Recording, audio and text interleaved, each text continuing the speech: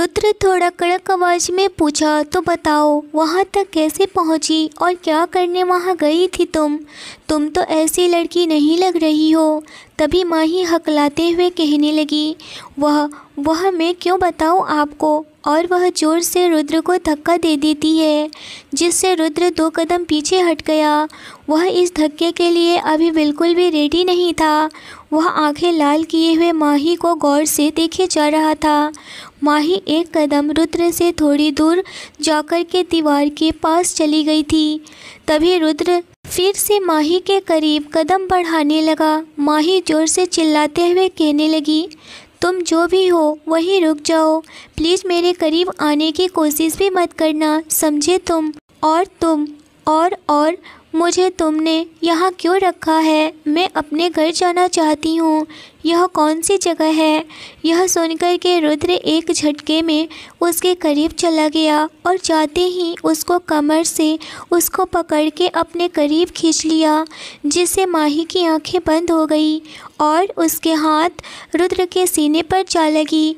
रुद्र उसकी आंखों को देखकर स्माइल करने लगा और कहने लगा, बताओ तुम या फिर मैं बताऊं? मैंने पहले तुमसे पूछा है ना, तुम बताओ वहाँ कैसे पहुँची। माही इस वक्त बहुत ज़्यादा ही डरी हुई थी और वह डर से कांप रही थी, जो कि रुद्र भी महसूस कर रहा था। माही कहने लगी, मैं अपनी दोस्त के साथ में एनजीओ जा रही थी कि कुछ लोगों ने मेरी दोस्त सीमा को पकड़ के एक गाड़ी में बंद करने लगे, मगर मैं उसे बचाने के लिए उसके पीछे दौड़ गई थी। जब मैं दौड़ रही थी तो कुछ लोगों ने बड़े ही अजीब कमेंट पास कर रहे थे। मैं किसी भी तरह से अपनी दोस्त सीमा को बचाना चाहती थी, जिस वजह से मैं उसका पीछा करते हुए उन लोगों के ठिकाने पर पहुंची। जब मैं वहां गई तो सीमा को उन लोगों ने बेहद ही अजीब तरीके से बांध के रखा हुआ था। मैं बिल्कुल डर गई थी, मगर मैं एनजीओ में काम करती थी और मैं हमेशा पुलिस के कांटेक्ट में रहती हूँ, तो पुलिस को कॉल कर दी, जिस वजह से पुलिस आ गए और उन बदमाशों को पुलिस ने पकड़ लिया और उन्हें लेकर चले गए। मैं कुछ दिन आराम से रही कि अचानक मेरे पीछे एक आदमी लगा हुआ था और वह आदमी 2 सालों से मेरे पीछे पड़ा है। वह मुझसे ज़बरदस्ती करता रहता है। जहाँ मैं जाती हूँ वह मेरा रास्ता रोक लेता है। वह मुझे चैन से जीने भी नहीं देता है। मैं अपनी माँ को यह बातें बता भी नहीं सकती, क्योंकि उनकी तबीयत ख़राब रहती है और मैं यह सारी बातों को बता करके उन्हें टेंशन नहीं देना चाहती। वह इंसान हर बार मुझसे जल्दी करके कहने लगता है कि तुम मुझसे शादी कर लो और मुझे हर बार धमकी देता है।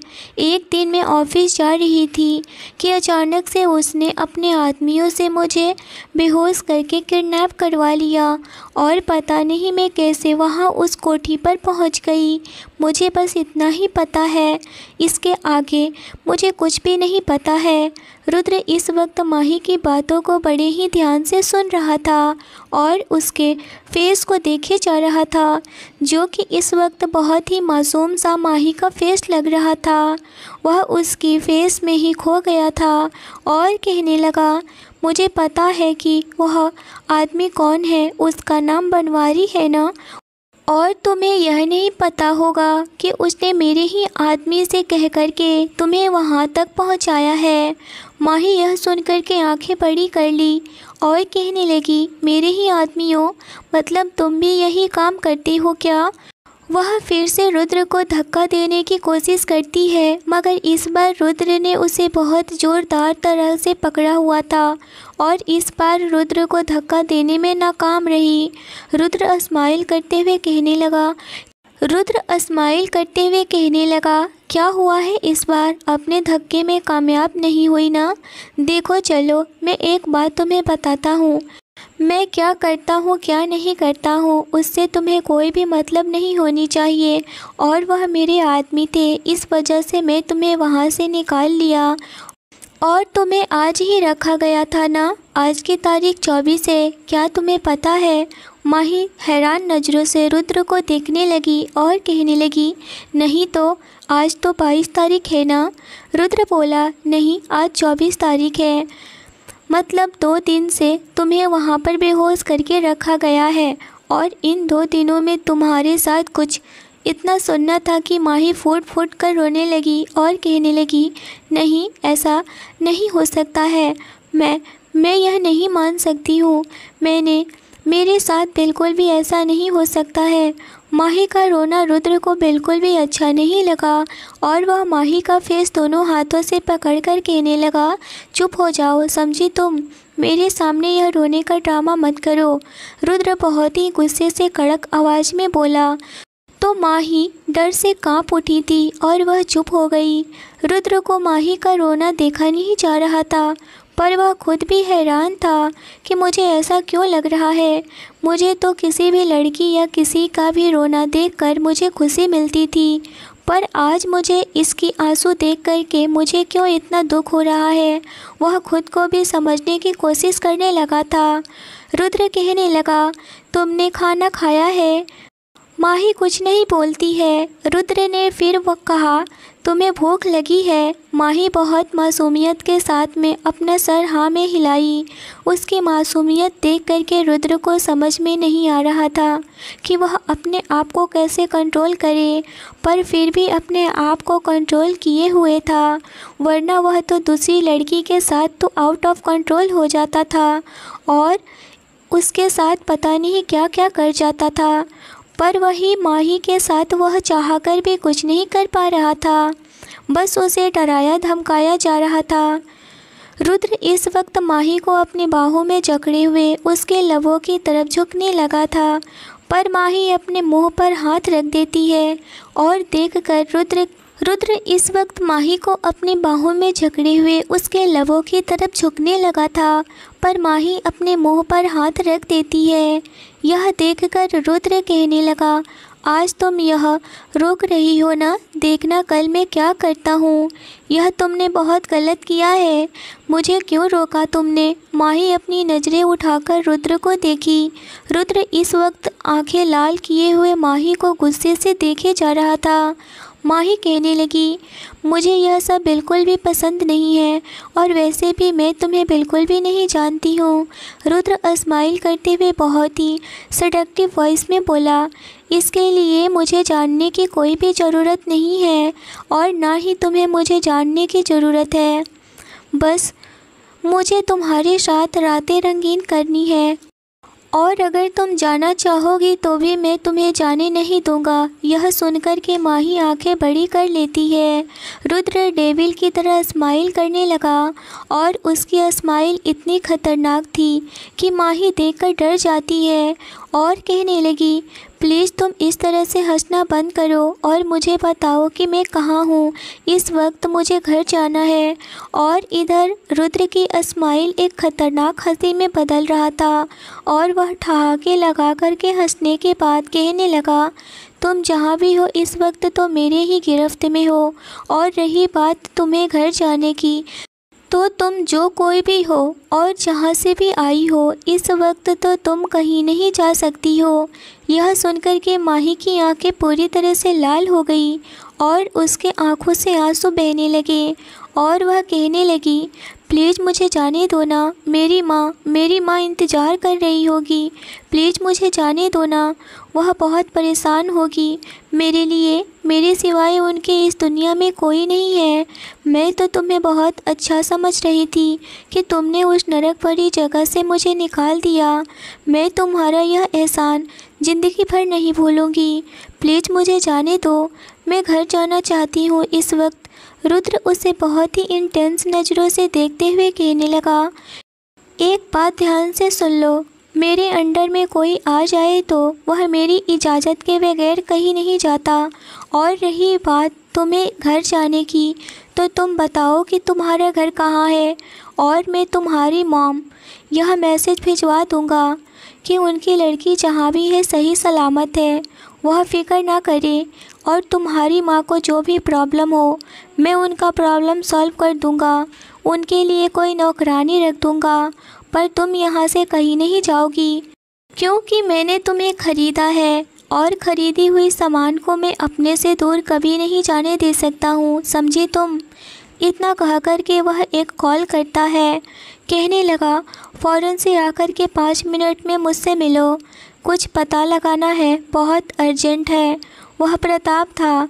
प्रताप कहने लगा, यस बॉस, कह कर के फ़ोन कट कर देता है।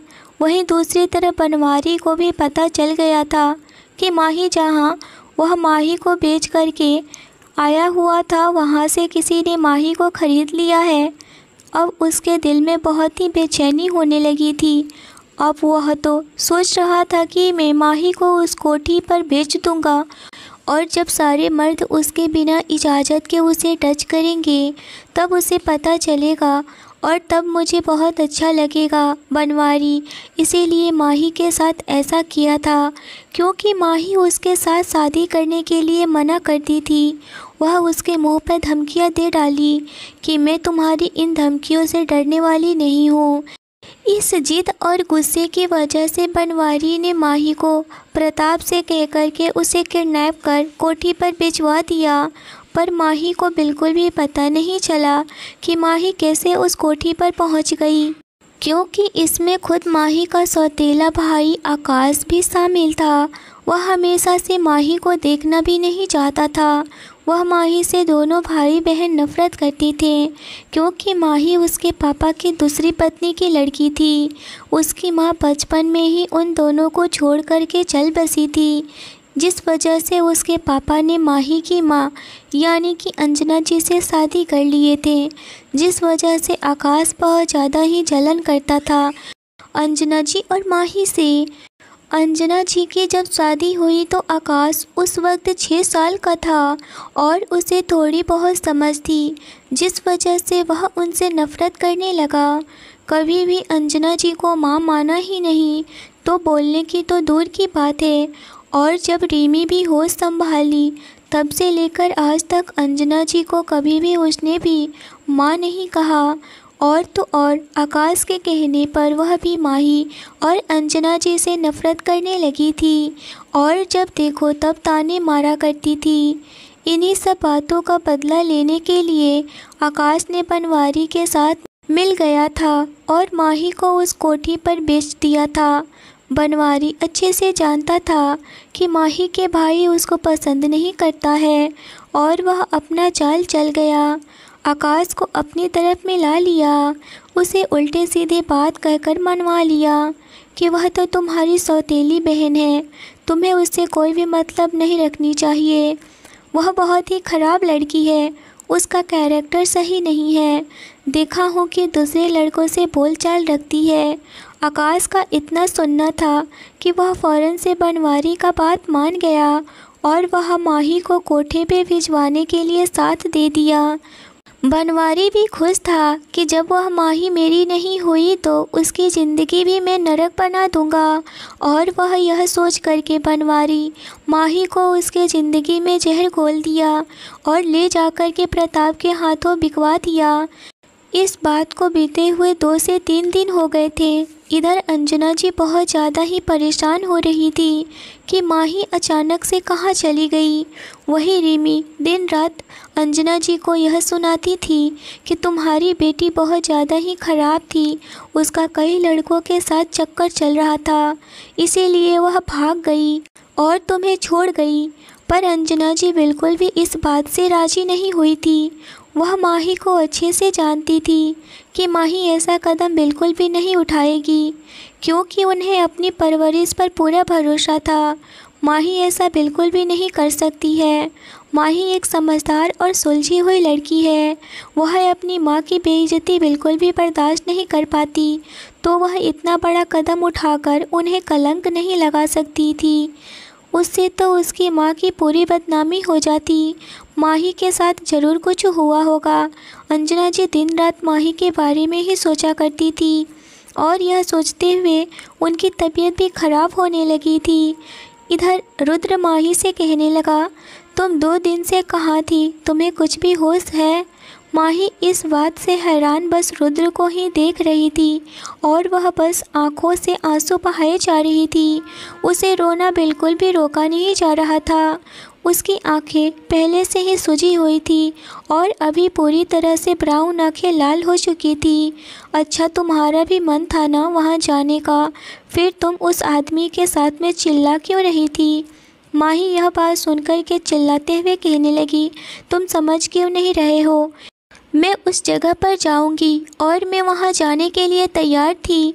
मुझे तो धोखा से वहां पर भेजा गया था। मुझे कुछ भी पता नहीं चला कि यह कौन कर सकता है। यह सुनकर के रुद्र कहने लगा, पर मुझे पता है कि तुम्हें कौन और कैसे वहां पर भेजा गया है। माही हैरान नज़रों से इस वक्त रुद्र के चेहरे को पढ़ने की कोशिश कर रही थी। वह घबराते हुए आवाज़ में बोली, तुम कैसे जानती हो कौन है वह इंसान? यह सुनकर के रुद्र कहने लगा, छोड़ो ना, इसके बारे में तुम्हें जानने की कोई ज़रूरत नहीं है। तुम बस मेरा कहना मानो और मेरे कहे अनुसार काम करो। इतना कहते हुए रुद्र दरवाजे की तरफ मुड़ जाते हुए बोले जा रहा था और अपने कदम दरवाजे की तरफ बढ़ाए जा रहा था कि अचानक से धम से कुछ गिरने की आवाज़ आई। जैसे ही रुद्र पीछे मुड़कर देखता है तो माही ज़मीन पर गिरी हुई थी और उसकी आंखें पूरी तरह से बंद थी।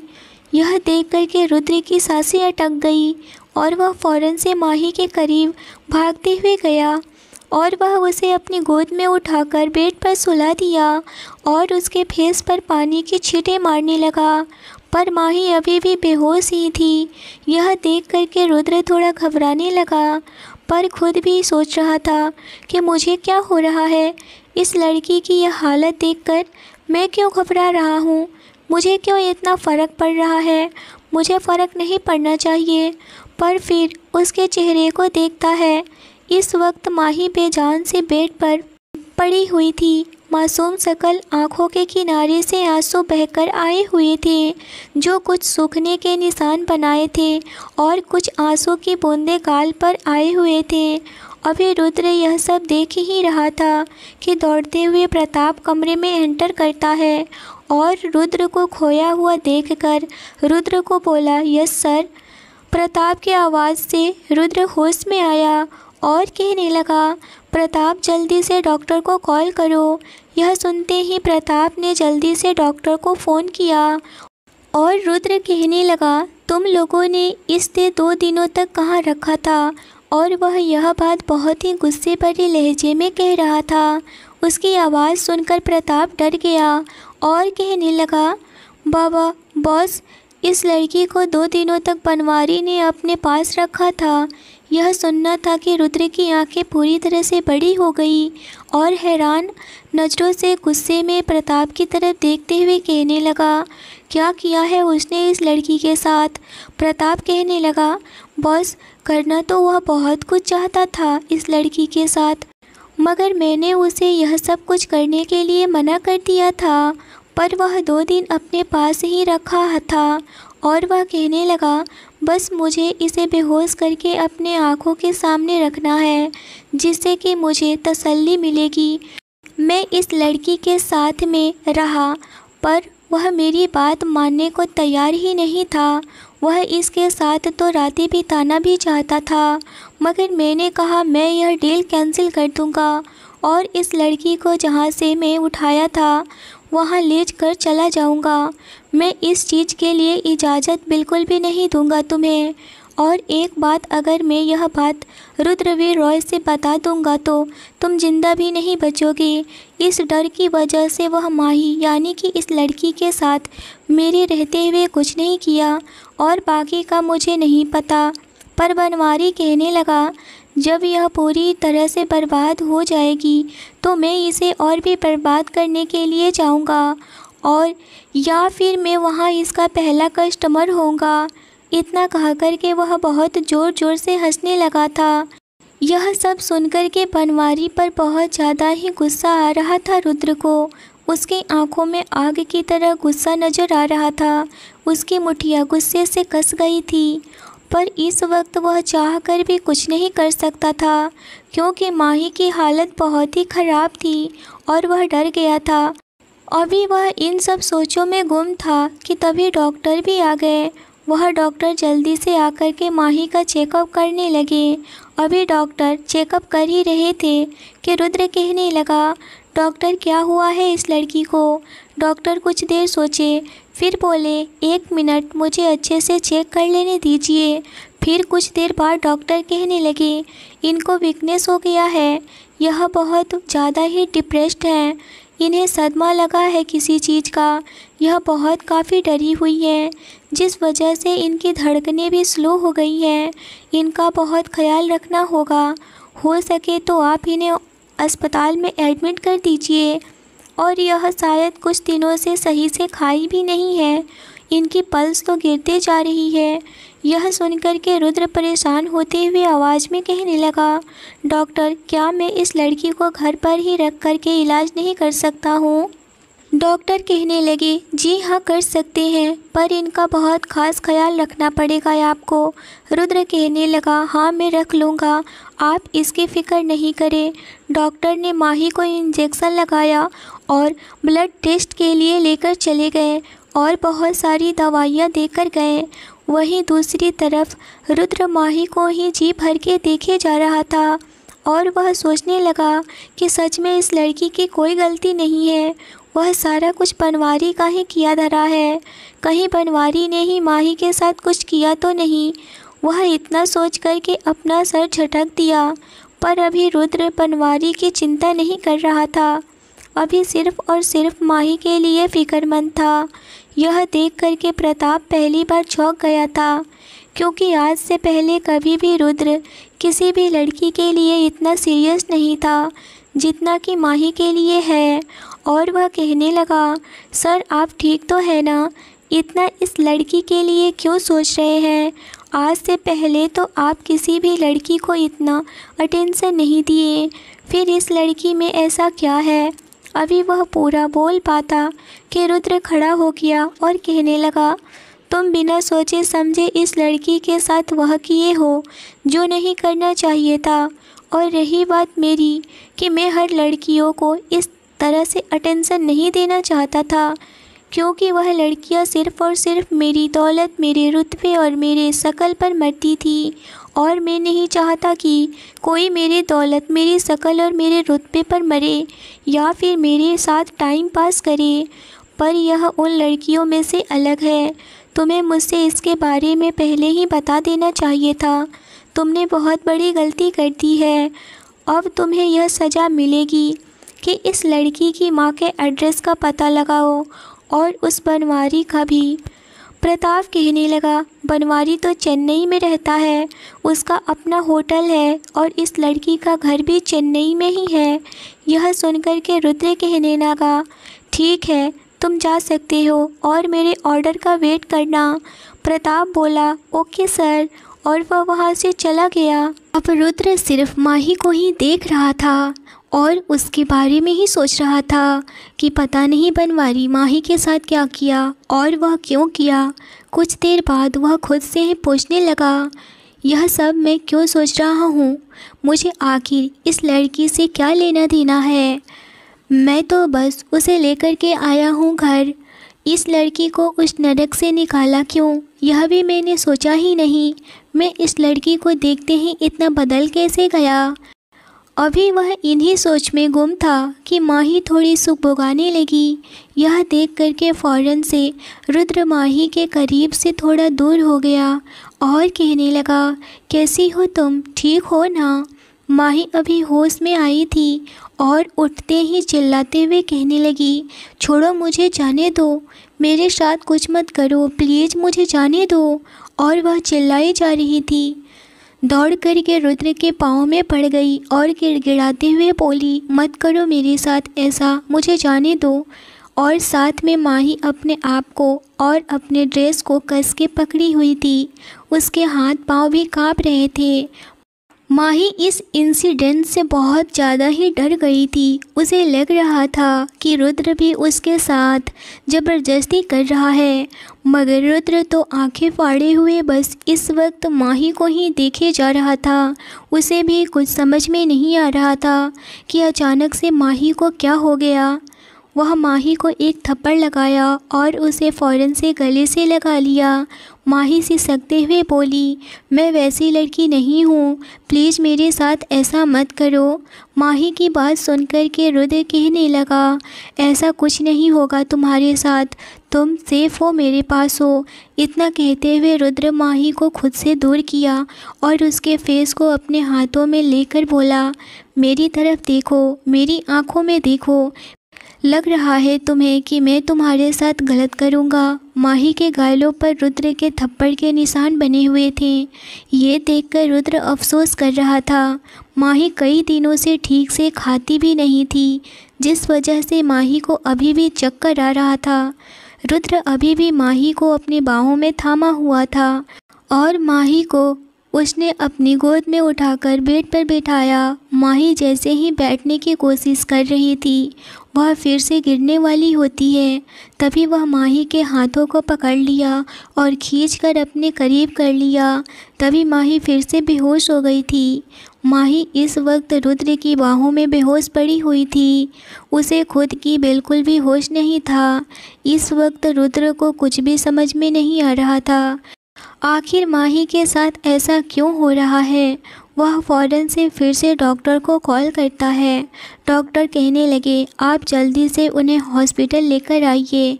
यह सुनना था कि रुद्र फिर से प्रताप को कॉल किया। प्रताप अभी फार्म हाउस के एरिया में ही था।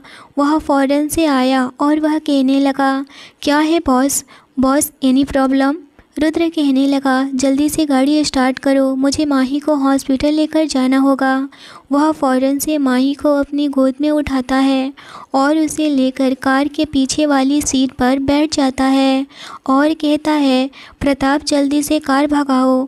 यह सुनकर प्रताप ने कार का स्पीड तेज़ कर दिया और कुछ ही देर में हॉस्पिटल पहुंच गया। कार से बाहर निकला और जल्दी से रुद्र ने माही को गोद में उठाया और फ़ौरन से हॉस्पिटल के अंदर भागते हुए गया। यह सब देखकर प्रताप पूरी तरह से चौंक गया था कि अचानक से बॉस को क्या हो गया, जो इस लड़की के चक्कर में इतना भागे जा रहे हैं। ज़रूर कोई बात है, पर प्रताप अभी रुद्र के सामने इस सब के बारे में कुछ नहीं बोल सकता था, क्योंकि रुद्र अभी बहुत परेशान था। माही को लेकर अगर वह कुछ बोलता तो प्रताप ही पीट जाता। रुद्र माही को लेकर हॉस्पिटल के अंदर गया और जल्दी से डॉक्टर को बुलाया। माही को जल्दी से ड्रिप लगा दिया, जो कि माही 4 दिन से कुछ भी नहीं खाई थी, क्योंकि बनवारी ने उसे सिर्फ़ और सिर्फ नशे की दवा देकर उसे सुलाया था और उसे खाना पीना भी नहीं दिया करता था।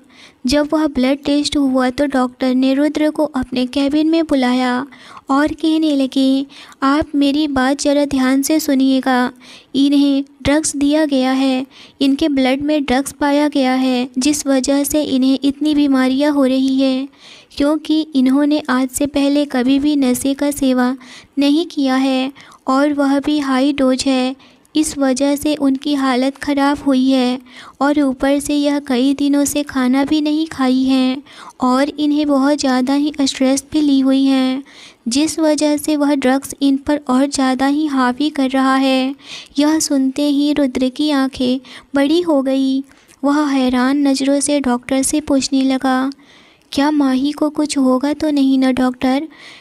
डॉक्टर कहने लगे, नहीं, हमने उन्हें एंटीडोज दे दिया है, जिससे ड्रग्स का नशा उतर जाएगा और वह ठीक हो जाएंगी। डोंट वरी, थोड़ा सा ड्रग्स का नशा है, जब तक रहेगा तब तक उन्हें प्रॉब्लम होगी, बाकी सब ठीक हो जाएगा। मैं उन्हें दवाई इंजेक्शन सब दे दिया है। रुद्र परेशान होते हुए डॉक्टर से कहने लगा, कोई और प्रॉब्लम तो नहीं है ना डॉक्टर? क्या माही के साथ कुछ गलत तो नहीं हुआ है ना? डॉक्टर कहने लगे, इसके लिए तो मैं कुछ नहीं कह सकता हूँ। अगर आपको इस बारे में डाउट है तो मैं वह भी चेक कर लूँगा और फिर मैं बताऊँगा। तभी रुद्र कहने लगा, आप फीमेल डॉक्टर से कहें तो बेहतर होगा। डॉक्टर कहने लगे, जी हाँ, मैं अपने फीमेल डॉक्टर से ही बात करने वाला हूँ, इस बारे में आप बेफिक्र रहें। यह सुनकर के रुद्र डॉक्टर के कैबिन से बाहर आ गया और वहाँ माही को ड्रिप और वेंटिलेटर दोनों लगे हुए थे, क्योंकि माही की नब्ज़ बहुत ही धीमी चल रही थी। नर्स वहाँ हर टाइम रहती थी, माही को देखभाल के लिए नर्स थी। रुद्र इतना परेशान होगा उसने कभी सोचा ही नहीं था कि उसकी हालत ऐसी हो जाएगी माही को देखने से। कहीं ना कहीं माही को लेकर रुद्र बहुत परेशान और दुखी था, पर वह खुद भी खुद के बिहेवियर की वजह से परेशान हो रहा था कि मैं क्यों इस लड़की की वजह से इतना परेशान हो रहा हूँ, मुझे नहीं होना चाहिए। पर क्या होगा अब माही के साथ? रुद्र क्या करेगा माही के साथ? क्या ठीक हो पाएगी माही? यह जानने के लिए बने रहे हमारे साथ। आगे की स्टोरी नेक्स्ट एपिसोड में आएगा। स्टोरी अच्छी लगी हो तो लाइक करिए, चैनल पर पहली बार आए हैं तो चैनल को ज़रूर सब्सक्राइब करिए। कहानी कैसी लगी मुझे ज़रूर बताइए। Thanks for watching. दुल्हन के जोड़े में एक लड़की सड़क पर भागे जा रही थी और उसके पीछे कुछ गुंडे लगे हुए थे। वह लड़की बहुत ज़्यादा ही डरी हुई थी। तभी वह भागते हुए एक गाड़ी के पीछे छिप जाती है। वह गुंडे जो कि उसके पीछे लगे हुए थे, और जब वह लड़की इधर ना मिली तो वह वहां से जाने लगते हैं। तभी उधर से उस गाड़ी का ड्राइवर आ रहा होता है और उस गुंडों से टकरा जाता है और वह कहने लगा, क्या तुम लोगों को दिखाई नहीं देता है क्या, कैसे चल रहे हो? और वह इतनी रात को तो ड्राइवर कहने लगा, माफ़ करना मैंने देखा नहीं और मैं ज़रा जल्दी में हूँ। इतना कह कर के वह ड्राइवर गाड़ी में जा कर के बैठ जाता है। तभी पीछे से वह लड़की जो कि दुल्हन के जोड़े में थी वह भी उस गाड़ी के डिक्की में पीछे बैठ जाती है और गाड़ी चल पड़ती है। गाड़ी एक हवेली के बाहर रुकती है जहाँ पर बहुत सारे बॉडीगार्ड्स लगे हुए थे और वह गाड़ी पार्क करके ड्राइवर वहां से चला जाता है और हवेली के बाहर बने सर्वेंट क्वार्टर में गया। लड़की गाड़ी में ही बैठी रही और सोचती रही कि कैसे निकलूं, क्या करूं। वह बहुत ज़्यादा ही डरी हुई थी। उसे समझ में नहीं आ रहा था कि वह क्या करे, लेकिन वह डिक्की के दरवाजे को थोड़ा ऊपर कर वहाँ का नज़ारा देखने की कोशिश करने रही थी। इतने में ही एक बॉडीगार्ड आया और उस गाड़ी के दरवाजे को चारों तरफ से लॉक कर देता है। और वहीं दूसरी तरफ इसी हवेली में खूब जोरों शोरों से पार्टी चल रही होती है। लोग खाने पीने में मग्न थे और एक दूसरे से बातें भी करते जा रहे थे। कोई एक दूसरे से अपनी जान पहचान बना रहा था। वहीं दूसरी तरफ स्टेज पर आर्यन और भारती चुपचाप खड़े थे। उनके होठों पर कोई भी मुस्कुराहट नहीं था, ना ही चेहरे पर कोई खुशी थी। अपनी सालगिरह को लेकर के ऐसा लग रहा था कि वह बस वहाँ पर खड़े होकर के लोगों से मिलने की फॉर्मेलिटी निभा रहे हों। लोग आ रहे थे और उन्हें शादी की सालगिरह की मुबारकबाद दे रहे थे, जिस पर आर्यन ने अपना सर हिला देता था तो वहीं भारती हाथ जोड़ करके उन्हें नमस्ते कर सर झुका करके उन्हें पैर छू लेती थी। उसके चेहरे पर कोई भी भाव नहीं था, वह बस शांति से खड़ी हुई थी। हालांकि उनके कानों में लोगों की आवाज़ पड़ रही थी। यह क्या देख करके आर्यन सर ने इस लड़की से शादी की, आई मीन्स इस लड़की का और उनका कोई कंपैरिजन है ही नहीं। हाँ यार सही कह रहा है। वहाँ 2-3 आर्यन के ऑफिस के लड़के बात कर रहे होते हैं कि कहाँ हमारे आर्यन सर इतने हॉट हैंडसम, हर लड़की के ड्रीम बॉय, और कहाँ यह लड़की, जस्ट लुक एट हर। ना तो इसकी शकल अच्छी और ना ही इसका फिगर, पूरी फैलो लग रही है। मैं तो कुआरा मर जाऊं पर ऐसी लड़की से कभी भी शादी ना करूं। तभी एक और तीसरा लड़का वहां पर आता है और कहता है, अरे सर ने इस लड़की से खुद से शादी नहीं की है, वह तो उसके पापा ने उस पर प्रेशर डाला हुआ था। दरअसल यह उनके दोस्त की बेटी है। शादी वाले दिन जब इनकी शादी हो रही थी तो वह लड़का इस लड़की को देखकर इसे रिजेक्ट करके चला गया था, जिस वजह से आर्यन सर के पापा ने अपने दोस्त को बदनामी से बचाने के लिए इस लड़की की शादी आर्यन सर से करा दी है, वरना तो सर इस लड़की से शादी करना ही नहीं चाहते। और उधर वह लड़की गाड़ी से बाहर निकलने की कोशिश करती है, लेकिन वह निकल नहीं पाती है क्योंकि वह डिक्की भी लॉक हो चुका था। फिर वह कोशिश करती रही लेकिन वह उसे खोल नहीं पा रही थी। अब उसे डर लगने लगा था कि अब इस कार में ही बंद रहेगी, और तभी उसे लगा कि कोई उसकी तरफ आ रहा था। तभी कि एक आंटी टाइप की एक मोटी सी लड़की इस गाड़ी के आगे आती है। बहुत ज़्यादा ही रोए जा रही थी, उसे बस रोने की आवाज़ सुनाई दे रही थी। और उसके पीछे एक आदमी भी आया हुआ था और कहता है कि भारती यहाँ आकर के क्या नौटंकी कर रही हो, अंदर पार्टी चल रहा है, तुम्हें कौन बोला है कि यहाँ बाहर आओ। वह लड़की कहने लगी, मुझे घुटन हो रही है आर्यन वहाँ पर, इसीलिए मैं वहाँ से बाहर आ गई हूँ। यह लड़की और लड़का कोई और नहीं बल्कि हस्बैंड वाइफ थे, जो कि इसकी सालगिरह थी और वह आर्यन होता है। और भारती और आर्यन कहता है कि हमारी शादी को 1 साल हो गए हैं, लेकिन हमारे बीच ऐसा कुछ भी नहीं हुआ है। तुम क्यों नहीं मान रही हो? हम एक दूसरे के साथ नहीं रह सकते हैं। यह सुनकर भारती कहने लगी, अगर मैं इस रिश्ते से बाहर निकल जाऊंगी तो मेरे घर वाले पूरी तरह से टूट जाएंगे, क्योंकि मेरा घर बर्बाद होता हुआ मेरे घर वालों को जरा भी मंजूर नहीं है। तभी आर्यन कहने लगता है कि इसमें मैं क्या कर सकता हूँ, क्योंकि मैं तुमसे प्यार नहीं करता हूँ, तुम समझती क्यों नहीं हो? यह सुनकर के भारती कहने लगती है कि जाहिर सी बात है, मुझसे प्यार नहीं करते हो तो इसका मतलब कि किसी और से प्यार करते हो। आर्यन कहने लगा, मैं किसी भी लड़की से प्यार नहीं करता, मुझे लड़कियां पसंद नहीं है, वह सिर्फ टेंशन देती है और मुझे टेंशन बिल्कुल भी पसंद नहीं है। यह सुनकर के भारती अपना पैर पटक करके अंदर चली जाती है। वहीं आर्यन अपना सिगरेट जलाने लगता है और जैसे ही पहले कस लेता है कि उसे गाड़ी के पीछे से कुछ आवाज़ आती है और वह उस आवाज़ का पीछा करता हुआ देखता है कि कार के डिक्की से आवाज़ आ रही थी। वहाँ डिक्की ऊपर उठाया और देखा तो उसमें से लड़की बेहोश पड़ी थी। वह उस लड़की को उठाकर पीछे के दरवाजे से अपने कमरे में लेकर गया और उसे उठाने की कोशिश करने लगा था, लेकिन वह उठ नहीं रही थी, क्योंकि वह बहुत देर तक उस कार के डिक्की में बंद होने के कारण उसे बहुत ज़्यादा ही सांस लेने में दिक्कत हुई थी और वह खाना भी नहीं खाई थी। इस वजह से वह उठ नहीं रही थी। आर्यन बहुत ज़्यादा ही टेंशन में हो गया था। वह फ़ौरन से अपने असिस्टेंट को बोला और वह डॉक्टर के साथ कुछ ही देर में वह पीछे के दरवाजे से डॉक्टर को फ़ौरन लेकर आया। डॉक्टर ने उसका चेकअप किया और बोला, ज़्यादा देर तक यह गाड़ी में बंद होने के कारण इन्हें फ्रेश और ताज़ी हवा नहीं मिली है, इसीलिए इनकी यह हालत हुई है। इतना कह कर के डॉक्टर चेकअप करने के बाद कुछ देर में ही उसे होश आ जाएगा और उसका असिस्टेंट डॉक्टर को साथ लेकर चला गया। आर्यन सोचने लगा, यह लड़की कौन हो सकती है, कहाँ से आई है और यह गाड़ी में क्या कर रही थी। इतना सोच कर के वह वहाँ से चला जाता है। यह गाड़ी में क्या कर रही थी, इतना सोचकर वह वहाँ से चला जाता है पार्टी में। उधर तब तक पार्टी के बहुत सारे लोग जा चुके होते हैं। तभी वह अपने कमरे में आता है तो देखता है कि वहाँ एक लड़की खिड़की के पास खड़ी है, अपने दुपट्टे को धीरे धीरे निकालने की कोशिश कर रही थी। तभी वह पीछे से उस लड़की के कंधे पर हाथ रखता है, जिससे कि वह लड़की यानी कि प्रतिज्ञा डर जाती है और वह फ़ौरन से पीछे पलटकर देखती है। देखते ही वह तो वही इंसान है जो कि उस भारती नाम के लड़की से बातें कर रहा था और उसका नाम आर्यन है, क्योंकि भारती से और आर्यन से जब बातें हो रही थी तो वह दोनों एक दूसरे का नाम पुकार रहे थे। अचानक आर्यन को देख कर के डर जाती है और कहने लगती है, अगर मेरा यह दुपट्टा नहीं फंसता तो यह इंसान नहीं आता। वह पूरी तरह से डर जाती है और अपनी आंखें बंद कर लेती है। इसके लबों पर बस प्लीज़ मुझे मारना मत, मैं कोई चोर नहीं हूँ, वहाँ आंखें बंद करे हुए बस बड़बड़ाए जा रही थी और आर्यन बस उसके चेहरे को ही देखे जा रहा था। वह तो अपने आप को बिल्कुल भी भूल चुका था, उसके चेहरे पर वह खो सा गया था। कुछ देर बाद प्रतिज्ञा को एहसास हुआ कि दूसरी तरफ से कुछ आवाज़ नहीं आ रही है और वह जैसे ही धीरे धीरे अपनी आंखें खोलता है तो उसकी आंखें सीधा जाकर के आर्यन की आंखों से टकरा जाती है, जैसे कि गहरी नशीली आंखों से देख रहा था। आर्यन के चेहरे पर एक बड़ी सी स्माइल आई। उसने अपने दोनों हाथ दीवार पर रखते हुए पूछा, कौन हो तुम और यहाँ क्या कर रही हो? और तभी प्रतिज्ञा ने डरते हुए कहा, वह मेरे पीछे गुंडे पड़ गए थे, वही बचने के लिए मैं इस गाड़ी में बैठ गई थी और फिर यहाँ तक आ गई थी। मैं कब से निकलने की कोशिश कर रही थी, पर यह भारी भरकम लहंगे में कुछ समझ में नहीं आ रहा था। उसकी आंखें बेहद ही सुर्ख हो चुकी थी और होठ काफ़ी सूख चुके थे। तभी आर्यन ने प्रतिज्ञा का हाथ पकड़ा और कहा, मैं तुम जैसे लड़कियों के चाल अच्छे से समझता हूँ। तुम लोग अमीर लड़के देखते नहीं कि फंसाने के लिए निकल पड़ते हो।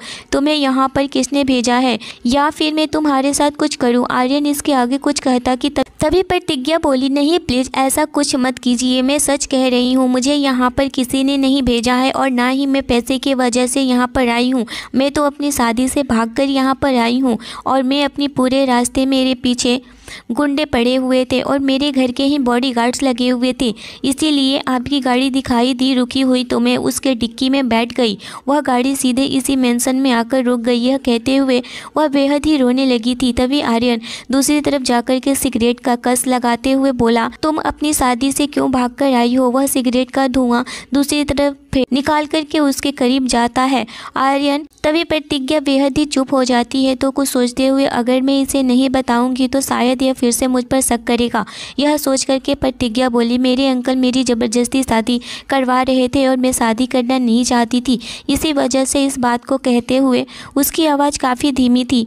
तभी प्रतिज्ञा को सोचते हुए, आप मुझसे शादी कर लीजिए, आपको आपकी बीवी से छुटकारा मिल जाएगा और मुझे शादी से, और उसकी कुछ दिन बाद आप मुझे भले ही छोड़ सकते हैं, मुझे कोई भी दिक्कत नहीं होगी। प्रतिज्ञा अचानक से यह बात बोल चुकी थी कि दूसरी तरफ से आर्यन उसे गहरी नज़रों से देख रहा था। सिगरेट को कस लेते हुए बोला, मुझे देखकर अब तुम्हारी भी नीयत बदल चुकी है, लेकिन मेरा दिमाग खराब नहीं है, ऐसे ही एक शादी से पीछा छुटा रहा हूँ और अब तुम कह रही हो कि मैं तुमसे शादी कर लूँ। तभी प्रतिज्ञा हाथ जोड़ते हुए बोली, प्लीज़ मुझसे शादी कर लीजिए। वैसे भी जो अभी इस वक्त वह मैडम आई हुई थी, आपने तो उन्हें डिवोर्स देने का फ़ैसला कर लिया है और आप तो उन्हें उनके साथ रहना भी नहीं चाहते हैं, फिर कोई परेशानी भी नहीं है। मैं सच कह रही हूँ, मैं आपको बिल्कुल भी परेशान नहीं करूँगी, बस किसी कमरे के कोने में चुपचाप से बैठी रहूँगी। प्रतिज्ञा की बात सुनते ही आर्यन प्रतिज्ञा की तरफ बढ़ते हुए बोला, तुम्हारा दिमाग ख़राब हो चुका है क्या, जो तुम दिन दहाड़े सपने देख रही हो कि मैं राह चलते हुए कोई भी शख्स लग रहा हूँ क्या, कि किसी भी सड़क छाप लड़की से मैं शादी कर लूँ। मेरा स्टेटस, मेरा नाम भी जानती हो तुम, और यह जानती हो कि मैं कौन हूँ, कैसा हूँ, कुछ भी नहीं जानती ना मेरे बारे में। मेरा नाम आर्यन प्रताप मल्होत्रा है, और तुम कौन हो। आर्यन इसके आगे कुछ कहता कि तभी प्रतिज्ञा अपने मन में ही बड़बड़ाते हुए बोली, मैं भी कोई राह चलती पागल लड़की नहीं हूँ, बल्कि मेरे अंकल। तो वह कहते हुए चुप हो जाती है। तभी वह लंबी सांस छोड़ते हुए बोलती है, ठीक है, मैं यहाँ से जा रही हूँ, आपको अब प्रॉब्लम नहीं करूँगी। यह कहते हुए जैसे ही कदम आगे बढ़ाने वाली होती है कि आर्यन उसे दीवार से अचानक से लगा लेता है और कहता है, इतनी भी जल्दी क्या है, तुम्हें यहाँ से जाने नहीं दूंगा, पहले तुम अपना नाम और अपने ख़ानदान का नाम बताओ, क्या है तुम्हारे पिता का नाम, कहाँ से आई हो। अपने ऊपर आर्यन की पकड़ को महसूस करते हुए प्रतिज्ञा के दिलों की धड़कनें बढ़ जाती है। तभी वह अपना चेहरा दूसरी तरफ करते हुए बोलती है, मैं रायजादे फैमिली से बिलोंग करती हूँ। इस नाम को सुनते ही आर्यन के चेहरे पर एक डेविल से स्माइल आ जाती है। वह प्रतिज्ञा से दूर होते हुए बोला, ठीक है, मैं तुमसे शादी करने के लिए तैयार हूँ। प्रतिज्ञा यह सुनते ही बोली, अभी तो तुमने बोला था कि मुझसे शादी नहीं करने वाले हो, और फिर अचानक से मेरे ख़ानदान के बारे में जानने के बाद इस शादी में इंटरेस्ट होने लगी। अब मैं आपसे शादी नहीं कर सकती हूँ, क्या पता तुम मुझे वापस उन्हीं के पास भेज दो, मैं तुम पर कैसे विश्वास करूं, इसी वजह से मैं यहाँ से जा रही हूँ। यह कहते हुए प्रतिज्ञा जैसे ही जाने के लिए कदम बढ़ाती है कि तभी आर्यन प्रतिज्ञा का हाथ पकड़ के उसे अपने बेहद करीब कर लेता है और उसके कमर पर हाथ रखकर और भी बेहद करीब कर लेता है और उसके बालों पर अपनी उंगलियां फिराने लगा था। और तुम्हारी मर्जी नहीं चलेगी मोहतरमा, जो मैं कहूँगा वही करना पड़ेगा। तुम आर्यन मल्होत्रा के हवेली में हो, यहाँ से अब तुम बचकर भी नहीं निकल सकती हो। पर वैसे भी अगर तुम यहाँ से निकल गई तो तुम्हें क्या लगता है कि तुम्हारा अंकल तुम्हें छोड़ देगा। यह सुनते ही प्रतिज्ञा अपना चेहरा दूसरी तरफ करते हुए बोली, जब मैं वहाँ से भाग सकती हूँ तो यहाँ से भी भाग कर निकल सकती हूँ और उससे मुझे कोई भी रोक नहीं सकता है। वह कहते हुए गुस्से में आर्यन की आंखों में आंखें डालकर देखे जा रही थी। उसे आर्यन से बिल्कुल भी डर नहीं लग रहा था, जिसे देखकर आर्यन के चेहरे पर एक बड़ी सी स्माइल आ चुकी थी। आज पहली बार कोई लड़की उसकी आंखों में आंखें डालकर उसे इस तरीके से बात कर रही थी। आर्यन ने तुरंत उसे खींचकर अपने और बेहद करीब कर लिया और उसके कमर पर अपनी पकड़ और भी बहुत ज़्यादा मजबूत कर लिया था। उसके कानों में धीरे से बोला, अब तो तुम यहाँ से नहीं जा सकती हो, चाहे तुम कुछ भी कर लो और मैं यहाँ से बचकर जाने दूंगा भी नहीं। इतना कान खोलकर तुम सुन लो, अब तो तुम्हें मुझसे शादी करनी ही पड़ेगी। अगर तुम सीधे तरीके से हाँ नहीं करती हो तो मैं तुम्हारे साथ दूसरा तरीका भी अपनाना जानता हूँ। उसके फेस पर एक साइकाइट्रिस्ट वे में स्माइल आ गई थी। प्रतिज्ञा आर्यन की तरफ देखकर बोली, मेरा तो शादी करने का एक ही रीज़न था, लेकिन अब आप क्यों इतनी जिद कर रहे हो कि आपको मुझसे शादी करनी ही है। अब आपको क्या हो गया है, ऐसा लग रहा है कि मुझसे शादी करने के पीछे आपका कोई मकसद है। यह सुनते ही आर्यन ने अपने चेहरे पर एक हल्की सी स्माइल लाते हुए बोला, फ़िलहाल मुझे शादी नहीं करना था, लेकिन अब तुम जब मेरे कमरे तक आ ही गई हो तो मुझसे शादी के लिए प्रपोज कर रही हो तो मैं तुम्हें कैसे इनकार कर सकता हूँ। यह कहते हुए उसने प्रतिज्ञा के हाथों को अपने हाथों में बड़े जोर के पकड़ लिया था। और वहीं दूसरी तरफ प्रतिज्ञा के अंकल बहुत ज़्यादा ही गुस्से में होते हैं, क्योंकि प्रतिज्ञा की शादी होने वाली थी और वह वहाँ से भाग चुकी थी, क्योंकि अपने अंकल के खिलाफ नहीं जा सकती थी। वह अपनी शादी के लिए ना नहीं बोल सकती थी, इसीलिए वह वहाँ से भाग गई थी। उसके पापा उसको बचपन में ही छोड़कर चले गए थे। वह अपनी माँ के साथ, बल्कि अंकल का घर नहीं उसके पापा का ही घर था। अंकल उसके सारे बिजनेस को संभालते थे, बल्कि यह कहे कि उसके अंकल यानी कि उसके पापा के भाई अंडरवर्ल्ड के गलत कामों में फंसे हुए थे। उसके चाचा यही चाहते थे कि उनके दोस्त के बेटे से प्रतिज्ञा की शादी हो जाए, क्योंकि वह भी उसी बिजनेस में करता था। लेकिन वह था निहायती घटिया गंदा इंसान। उसकी नीयत बिल्कुल साफ नहीं था। उसकी नज़रों में प्रतिज्ञा के लिए हैवानियत भरा हुआ था और यह साफ प्रतिज्ञा देख चुकी थी, इसीलिए वह शादी से भाग गई थी। प्रतिज्ञा की माँ भी यही चाहती थी कि प्रतिज्ञा उस लड़के से शादी न करे, और वह भागकर सही की थी। और वह यही सोच रही थी कि वह यहाँ ना आए तो अच्छा है। वही उसके अंकल गुस्से से अपनी गन एक आदमी की तरफ बढ़ाते हुए बोले, तुम्हें प्रतिज्ञा को ढूंढने के लिए कहा था ना, लेकिन तुमने एक काम भी ढंग से नहीं हो पाया। तभी वह आदमी बोला, बॉस मैं सच कह रहा हूँ, मैं मैडम को ढूंढने की कोशिश किया था, लेकिन वह हमें नहीं मिली। लगता है कि मैडम, इसके आगे वह कुछ कहता कि तभी मिस्टर डीजे अपनी गन उस आदमी पर शूट कर दिया। एक पल में ही वह जमीन पर गिरकर मर चुका था। आसपास के सभी बॉडीगार्ड्स यह देख करके अंदर ही अंदर कांपने लगे थे कि मिस्टर डीजे उन लोगों को भी न मार दे। और फिर वह सोफे पर बैठ गया। प्रतिज्ञा की माँ भी वहीं बहुत ज़्यादा ही हैरान हो गई थी, और वह भी सोचने लगी थी कि इस जालिमों के हाथ मेरी बेटी ना ही लगे तो अच्छा है। अच्छा हुआ कि यह वहाँ से निकल गई। मिस्टर डीजे बोला, भाभी क्या आपको प्रतिज्ञा कुछ बता कर गई है? प्रतिज्ञा की माँ कहने लगी, अगर मुझे बता कर भी गई होती तो मैं कुछ भी नहीं बताऊंगी, क्योंकि यह नरक है और वह नरक से निकल चुकी है। बहुत अच्छा की है, यहाँ से वह चली गई है। यह बात सुनकर के मिस्टर डीजे बहुत ज़्यादा ही गुस्सा हो गए थे। तभी मिस्टर डीजे का असिस्टेंट और विक्रम सिंह, जो कि प्रतिज्ञा का शादी करने वाला था, वह दोनों जाकर के कहने लगे कि मिस्टर डीजे मुझे कुछ वक्त दीजिए, मैं प्रतिज्ञा को ढूंढकर आपके कदमों में लाकर रखूंगा। प्रतिज्ञा हमसे बचकर कहीं दूर नहीं जा सकती है, जहां भी होगी मैं उसे आपके पास लेकर आ जाऊंगा। यह सुनते ही मिस्टर डीजे की आंखें लाल हो जाती है और वह फिर कहता है तेज आवाज़ में, जाओ जाकर चप्पा चप्पा शहर के छान मारो। प्रतिज्ञा कैसे भी करके चाहिए मुझे। अगर उसने खुदकुशी भी की होगी तो मुझे उसकी लाश भी लाकर दो। मैं उसे अपनी आंखों से देखना चाहता हूँ। एक बार फिर से सभी लोग प्रतिज्ञा की तलाश में निकल चुके थे। इस बार पहले के मुकाबले काफ़ी ज़्यादा लोग प्रतिज्ञा को ढूंढने के लिए निकले थे। दूसरी तरफ मल्होत्रा की हवेली के अंदर एक पंडित जी को बुलाया गया था, जो कि मंत्र पढ़े जा रहे थे। प्रतिज्ञा को नहीं मालूम था कि यह आर्यन मल्होत्रा है। एक बार फिर से दुल्हन बनकर मंडप पर बैठी हुई थी। उसे बस डर यही था कि उसके अंकल यहाँ पर अपने आदमियों को न भेज दे या फिर ना आ जाए, उसे यहाँ से लेकर न चले जाए। इसी वजह से वह चाहती थी कि जल्द से जल्द शादी खत्म हो जाए और वह आर्यन की पत्नी बन जाए।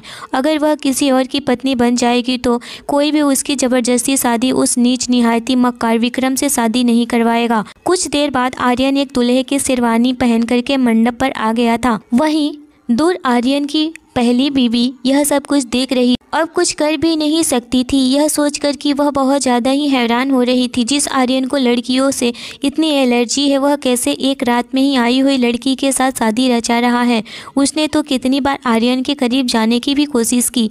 आर्यन तो उसे छूना तो दूर, उसके तरफ पलटकर देखता भी नहीं था। यह सोचकर के भारती को प्रतिज्ञा पर बेहद ज़्यादा ही गुस्सा आने लगा था।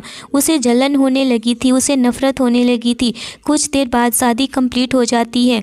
तभी आर्यन प्रतिज्ञा का हाथ पकड़ के भारती के सामने जाता है और वह प्रतिज्ञा की तरफ देखकर, यह है मेरी नई नवेली दुल्हन मिसेज प्रतिज्ञा मल्होत्रा, और आज से मेरी पत्नी यही कहलाएगी। यह सुनते ही दूसरी तरफ से भारती बोली, लेकिन तुम्हारी पत्नी तो मैं हूँ। तभी आर्यन बोला, तुम फिर से भूल रही हो? कुछ देर पहले ही मैंने डिवोर्स पेपर पर साइन कर दिया है, चुपचाप उस पेपर पर तुम भी साइन कर देना, नहीं तो मेरे पास और भी कई तरीके हैं। यह कहते हुए आर्यन गुस्से भरी नज़रों से भारती को देखता है। तभी भारती बोलती है, तुम मेरे साथ ऐसा नहीं कर सकते हो, तो आखिर मुझसे क्या कमी रह चुकी थी? यह कहते हुए वह जैसे उसके करीब बढ़ने वाली थी कि तभी आर्यन तेज आवाज़ में बोला, जहाँ हो वहीं रुक जाओ। अगर इस बार तुम मेरे करीब आई तो आई प्रॉमिस यू कि मैं तुम्हारे साथ क्या कर बैठूंगा मुझे खुद ही नहीं मालूम। यह कहते हुए उसका लहजा बहुत तेज था। आर्यन को तो भारती बहुत पहले से जानती थी कि कितना कड़क है, और अब प्रतिज्ञा भी बहुत ज़्यादा डरने लगी थी अंदर से कि यह बहुत ज़्यादा ही खड़ूस है। प्रतिज्ञा इस बात से अनजान थी कि उसके शादी के बाद उसके साथ क्या होने वाला है। वह तो इस वक्त बहुत खुश थी। वह अपने अंकल के दोस्त के लड़के से शादी करने से बच गई थी, लेकिन इस शादी का क्या जो कि आर्यन से कर चुकी थी। इस खेल में फंसा हुआ था जिस खेल में प्रतिज्ञा के अंकल थे। उसके अंकल अंडरवर्ल्ड के काले कारनामों को अंजाम दिया करते थे, आर्यन भी उसी का हिस्सा था, लेकिन उन दोनों में कट्टर की दुश्मनी चल रही थी। आर्यन जब जान गया कि प्रतिज्ञा वही रायजादा डीजे की भतीजी है तो उसने फौरन से प्रतिज्ञा से शादी कर ली थी। भारती यह जान चुकी थी कि अब यहाँ मेरा कुछ भी नहीं होने वाला है, तो भारती वहाँ से चली गई। अब अपने एक दोस्त के यहाँ रहने लगी थी। वह दोस्त उसका कोई और नहीं है बल्कि उसका बॉयफ्रेंड था, और वह अपने बॉयफ्रेंड के साथ रहने लगी थी। इस बारे में आर्यन बहुत पहले से जानता था। यह भारती अच्छी बिल्कुल नहीं थी। वह बहुत लड़कों के साथ कनेक्शन रखती थी। वह तो पैसों के लिए आर्यन के साथ थी। प्रतिज्ञा दुल्हन के रूप में आर्यन के कमरे में बैठी आर्यन के आने का इंतजार कर रही थी। आर्यन उसे बदला लेना था। प्रतिज्ञा को बहुत तेज भूख लगी थी। आर्यन के आते ही प्रतिज्ञा कहने लगी, आर्यन मुझे बहुत ज़्यादा भूख लगी है। आर्यन यह सुनकर के बोला, अच्छा तुम्हें भूख लगी है, मैं अभी तुम्हारे लिए खाना मंगवाता हूँ। वह अपने सर्वेंट को बोलता है, सर्वेंट खाना लेकर आती है तो प्रतिज्ञा खाना को देखकर बिल्कुल शॉक्ड हो जाती है, क्योंकि खाने में ऐसा था जो कि वह कभी खाना तो दूर की बात है वह देखी तक नहीं थी। वह बस सूखी रोटी और साग था, जैसे कि जेल में चोरों बदमाशों को दिया जाता था। यह देख करके प्रतिज्ञा पूरी तरह से हैरान हो चुकी थी और कहने लगी, आर्यन तुमने यह क्या किया? मैं यह सब कुछ खाऊंगी। आर्यन बड़ी आंखें करते हुए उसके पास आया और बोला, तुम्हें क्या लगता है कि मैं तुम्हें यहाँ महारानी बनाकर रखूँगा? मैं तो बस तुम्हारे अंकल से बदला लेना चाहता था, तुमसे शादी किया, वरना तुम जैसी लड़कियों से शादी तो क्या मैं तुम्हें देखना भी गवारा नहीं समझता हूँ, समझी तुम? क्योंकि तुम्हारे अंकल डीजे से मेरी कट्टर की दुश्मनी है और वही दुश्मनी मैं तुम्हारे साथ निभाऊंगा। तब उस डीजे को मालूम होगा कि दूसरों को मारने का क्या नतीजा होता है। इतना सुनकर के प्रतिज्ञा पूरी तरह से कांप उठी थी। उसे बिल्कुल भी अंदाजा नहीं था कि आर्यन उसके साथ ऐसा कुछ करेगा। वह उस खाना को नहीं खाई, आधी रात को दबे पांव बाहर निकल जाती है। हालांकि उसे नहीं पता होता है कि किचन किस तरफ मौजूद है, लेकिन वह धीरे धीरे कदम बढ़ाते हुए किचन को ढूंढने लगती है कि तभी उसे दूसरी तरफ किचन नजर आता है। उसे देख करके उसकी आंखों में चमक आ जाती है। वह तेजी से कदम बढ़ाती हुई जैसे ही फ्रिज खोलती है तो उसमें से बहुत सारे खाने की चीज़ें पड़ी थी, जिसे देख करके उसके मुंह में पानी आने लगा था।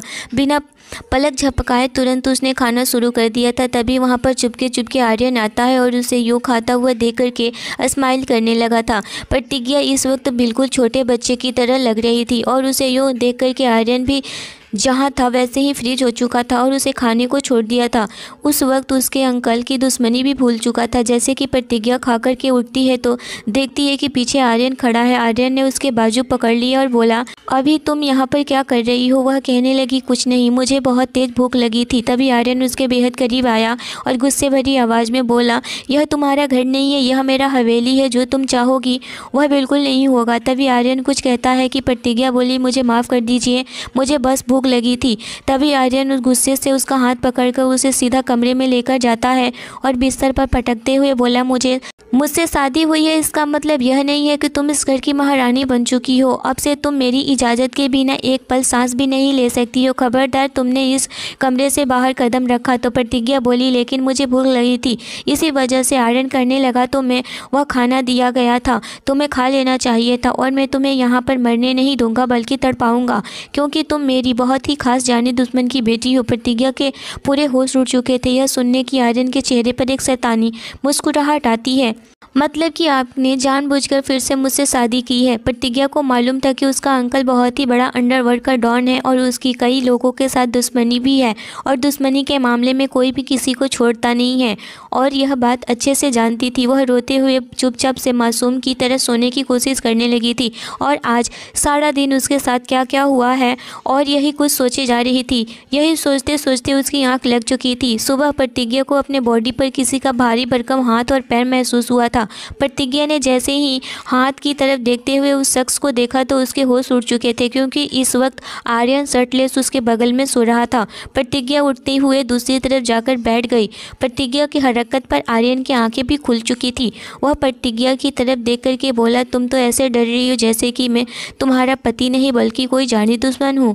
यह कहते हुए वह जोरों से हंसने लगा था। प्रतिज्ञा डर के मारे दूर जाने वाली थी कि तभी आर्यन उसे अपने बेहद करीब खींच लेता है और उसके कमर पर हाथ रखकर सहलाने लगा था। प्रतिज्ञा अपने आप को छुड़ाने की कोशिश करते हुए बोली, आप दूर रहिए। आप एक गुंडे हैं, आप एक गंदे इंसान हैं। आपने धोखे के साथ मुझसे शादी की है। आपने मुझे अपनी हकीकत नहीं बताई थी। प्रतिज्ञा गुस्से से यही कुछ बोले जा रही थी कि तभी आर्यन उसका चेहरा अपने हाथों में दबोच लेता है और तेज लहजे में बोलता है, खबरदार जो एक शब्द भी बोला तो अपनी औकात में रहकर बात करो। मैं चुपचाप सुन रहा हूँ तो इसका मतलब यह नहीं कि तुम कुछ भी बोलोगी। यह कहते हुए वह प्रतिज्ञा को जोर से बिस्तर पर पटक देता है। अभी प्रतिज्ञा अपने आप को संभालने की कोशिश कर ही रही थी कि बोली, आप सब लोग एक जैसे ही एकदम से गंदे इंसान हैं। औरत की कोई फीलिंग्स की पड़ी ही नहीं है आप लोगों को। तभी आर्यन उसके होठों की तरफ देख रहा होता है जो कि हल्के लाल होते हैं और उसके होठों पर अपना होठ रख दिया और जैसे ही उसे अपने तरफ कदम बढ़ाने लगा कि तभी प्रतिज्ञा अपना चेहरा दूसरी तरफ मोड़ लेती है और बोली, तुम बेशक मेरे पति बन चुके हो लेकिन मैं आपको कभी भी वह हक नहीं दूंगी और आप मुझसे ज़बरदस्ती भी नहीं करेंगे। प्रतिज्ञा की यह बात सुनकर के आर्यन डेविल हंसी हंसा और वह प्रतिज्ञा के चेहरे को अपने तरफ कर दिया और बोला, तुम्हें लगता है कि तुम्हारे इनकार करने से मैं तुम्हें छोड़ दूंगा। तभी प्रतिज्ञा बोली, आप जबरदस्ती नहीं कर सकते हैं। प्रतिज्ञा की बात का ना जवाब देते हुए आर्यन उसके बेहद नज़दीक आ रहा था और प्रतिज्ञा की धड़कनें बहुत तेज होने लगी थी। धीरे धीरे प्रतिज्ञा के गले की तरफ बढ़ते हुए, कल तुमने मेरा एक रूप देखा है, अब मैं तुम्हें अपना दूसरा रूप दिखाऊंगा जो शायद अब तक किसी ने भी नहीं देखा होगा। यह कहते हुए वह एक साइकियाट्रिस्ट अंदाज में बोला, प्लीज़ आप मेरे अंकल की किए की सज़ा मुझे मत दीजिए। मुझे नहीं पता कि मेरे अंकल के साथ क्या दुश्मनी है लेकिन मैं, यह कहते हुए वह खूब ज़ोरों से रोने लगी थी। आर्यन यह देख कर के बोला, तुम ऐसे रो रही हो जैसे कि कोई छोटी बच्ची हो। तुम पर मेरा पूरा अधिकार है। यह कहते हुए वह प्रतिज्ञा को बॉडी पर अपनी पकड़ स्ट्रॉन्ग करने लगा था और धीरे धीरे उसे अपने आगोश में लेने लगा था। प्रतिज्ञा जो सिर्फ अभी 21 साल की थी वह बिस्तर की चादर को कसकर पकड़े हुए थी, लेकिन आर्यन उस पर बहुत ज़्यादा ही प्यार से हावी हो रहा था। आर्यन की गर्म सांसें प्रतिज्ञा को बेहद महसूस हो रही थी और उसे बहुत ज़्यादा ही पेन भी हो रहा था और वह कह रही थी, प्लीज़ मुझे छोड़ दीजिए, मुझे यह दर्द बर्दाश्त नहीं हो रहा है, मुझे पेन हो रहा है। दोनों के बीच वह सब कुछ हो रहा होता है जो एक पति पत्नी के बीच होता है। हालांकि प्रतिज्ञा ने अपने आप को छुड़ाने की बहुत कोशिश की लेकिन आर्यन की वह पकड़ से बिल्कुल भी नहीं निकल पा रही थी, क्योंकि आर्यन बहुत ही ज़्यादा हट्टा कट्टा नौजवान था। आखिर उसकी पकड़ से एक दुबली पतली लड़की कैसे निकल सकती है। हालांकि आर्यन भारती के करीब बिल्कुल भी नहीं गया था। भारती से शादी वह अपने पापा के जिद पर किया था। वह भारती को कभी अपने पास भी भटकने नहीं दिया था। अब वह चाहता था कि प्रतिज्ञा अब इस घर को उसका वारिस दे, यानी कि उसका नन्हा मुन्ना प्यारा सा बच्चा हो। उसे प्रतिज्ञा से बिल्कुल भी कोई प्यार नहीं था, क्योंकि वह सिर्फ उसके दुश्मन की बेटी थी। प्रतिज्ञा आर्यन की सख्त हरकत पर बेहद ही नाराज थी। पहली नज़र में ही उसे आर्यन बहुत ज़्यादा ही नेक इंसान लगा था, जो उसकी मदद कर रहा था, जो उसे उसके अंकल जैसे हैवानियत भरा इंसान से बचा रहा था। लेकिन यह तभी मुमकिन था जब वह आर्यन को उसके पूरे हवाले कर देती और उसके नाम के पीछे मल्होत्रा का टाइटल लग जाता। आर्यन जो एक जग्गू गैंग से जाना जाता था। वही इस वक्त प्रतिज्ञा को बहुत ज़्यादा ही पेन हो रहा था। यह देख कर के आर्यन बहुत ज़्यादा ही सोच में पड़ गया था। इस लड़की को अचानक हो क्या गया, और वह प्रतिज्ञा को उठाया और वॉशरूम में लेकर गया और उसे शावर के नीचे खड़ा कर दिया और शावर चालू कर दिया। शावर के पानी से प्रतिज्ञा पूरा भीग चुकी थी और उसकी बॉडी सफ़ेद यूं ही साफ दिखाई दे रहा था। इस वक्त फिर से आर्यन अपने आप को रोक नहीं पाया और प्रतिज्ञा के होठों पर इंटेंसली किस करने लगा था। वह बहुत ज़्यादा ही सॉफ्ट किस किए जा रहा था। इस वक्त प्रतिज्ञा बहुत ज़्यादा ही पेन में थी और वह कहने लगी, प्लीज़ मुझे बहुत ज़्यादा ही पेन हो रहा है, यह सब नहीं करो। लेकिन वह कहाँ मानने वाला था, वह सब अपने मर्जी का मालिक था। वह फिर से प्रतिज्ञा के साथ वही सब किया। दूसरी तरफ प्रतिज्ञा के अंकल बेहद गुस्से में आंखें लाल किए हुए चिल्लाए जा रहे थे कि मुझे कैसे भी करके प्रतिज्ञा को वापस ला कर दीजिए। मैं उसकी शादी उसी लड़के से करवाना चाहता हूँ, क्योंकि विक्रम बहुत ज़्यादा ही जीत पर अड़ा हुआ था कि वह प्रतिज्ञा से ही शादी करेगा, क्योंकि वह प्रतिज्ञा के कोमल मखमली मुलायम बॉडी पर अपनी मोहर लगाएगा। यह कहते हुए उसकी आंखें बेहद ही लाल हो चुकी थी। दूसरी तरफ प्रतिज्ञा के अंकल मिस्टर डीजे बोले, आपकी अमानत जरूर मिलेगी और वह मेरी बेटी है, मुझसे भाग कर जाएगी कहाँ। विक्रम बहुत ज़्यादा ही गंदा इंसान था। वह बहुत जाना माना क्रिमिनल था। वह कई बार जेल भी जा चुका था। हर एक लड़की पर उसकी नीयत खराब हो जाता था और वह लड़कियों को अपना निशाना बना लेता था। जब उसकी पहली मुलाकात प्रतिज्ञा से हुई थी, पहले ही नज़र में उसे अपना दिल दे बैठा था और उसे जिद कर लिया था कि वह प्रतिज्ञा को अपना बनाकर ही रहेगा। उसके बदले में उसने प्रतिज्ञा के चाचा मिस्टर डीजे को काफ़ी अच्छी खासी रकम दे चुका था। तभी भारती के बॉयफ्रेंड ने विक्रम को फ़ोन करके बता देता है कि प्रतिज्ञा इस वक्त आर्यन प्रताप के पास है, क्योंकि वह आर्यन से बदला लेना चाहती थी। इतना सुनना था कि विक्रम पूरी तरह से गुस्से से तिलमिला उठा था और वह फ़ौरन से मिस्टर डीजे के साथ लेकर के आर्यन प्रताप के यहाँ चला जाता है। आर्यन प्रताप अभी अपने कमरे में प्रतिज्ञा के साथ ही था। तभी एक सर्वेंट आया और बोला, सर कुछ लोग आए हुए हैं आपसे मिलने के लिए। यह सुनकर के आर्यन बोला, मुझसे मिलने मेरे घर तक आ सकता है। वह जब हॉल में जाता है तो देखता है कि मिस्टर डीजे और विक्रम आए हुए हैं। मिस्टर डीजे को देख कर के आर्यन बोलता है, क्या बात है मिस्टर डीजे, आज दुश्मन के घर कैसे आना हुआ। इतना सुनकर मिस्टर डीजे आंखें लाल किए हुए बोले, आर्यन प्रताप तुमने बहुत बड़ी गलती की है, मेरी भतीजी को अपने घर पर रखकर। इतना सुनते ही आर्यन तिरछी स्माइल करते हुए बोला, शायद आप बोल रहे हैं कि अब आपकी भतीजी मेरी पत्नी बन चुकी है, मैंने उसके साथ शादी कर लिया है। तभी विक्रम बहुत ज़्यादा ही गुस्से में बोला, वह मेरी होने वाली पत्नी है, वह मेरी है, सिर्फ मेरी। और वह बहुत ज़्यादा ही दांत पीसते हुए इस बात को बोल रहा था।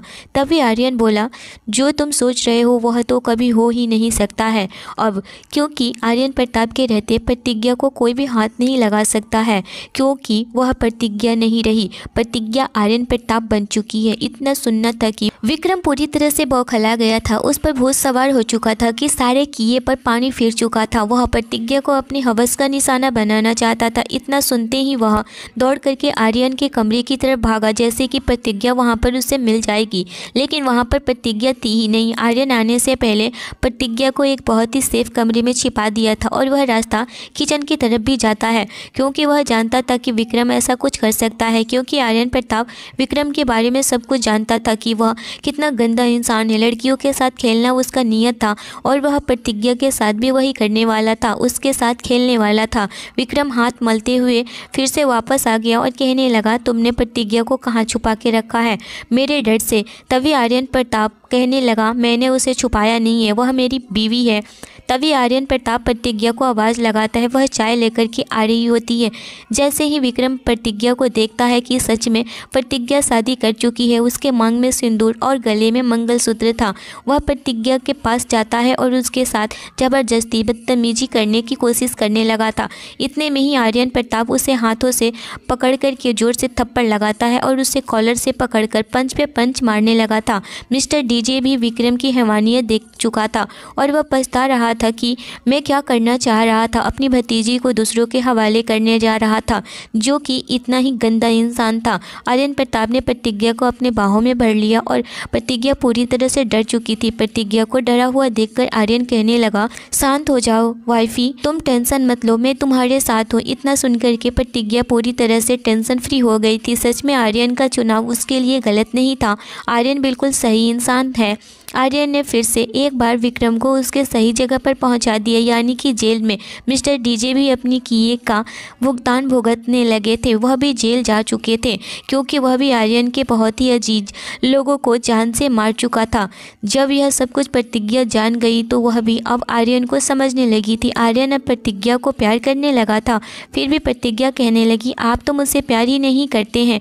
आर्यन कहने लगा, नहीं वाइफी, तुम बहुत अच्छी हो। मुझे लगा कि तुम भी उन लोगों के साथ रहते हुए उन जैसे हो। मुझे नहीं पता था कि तुम उन लोगों से अलग हो, मासूम हो। इतना सुनकर प्रतिज्ञा आर्यन प्रताप के गले लग जाती है। आर्यन प्रताप के माँ को भी अपने यहाँ बुला लेता है और उसकी माँ भी रहने लगी थी। प्रतिज्ञा और आर्यन की यह प्यार भरी रात थी। वह दोनों एक पति पत्नी की तरह रात बिताई। प्रतिज्ञा बहुत खुश थी, जैसे उसे प्यार करने वाला चाहिए था उसे मिल चुका था। आर्यन भी प्रतिज्ञा को पाकर बहुत खुश था। वह पूरी रात अपने आगोश में लिए हुए प्रतिज्ञा के साथ प्यार भरा पल बिताया और कुछ ही महीने में उसे खुशखबरी भी मिल गई। वह बाप बनने वाला था। प्रतिज्ञा अब उसके पलकों पर रहने लगी थी। देखते ही देखते उसे बेटे को जन्म दिया।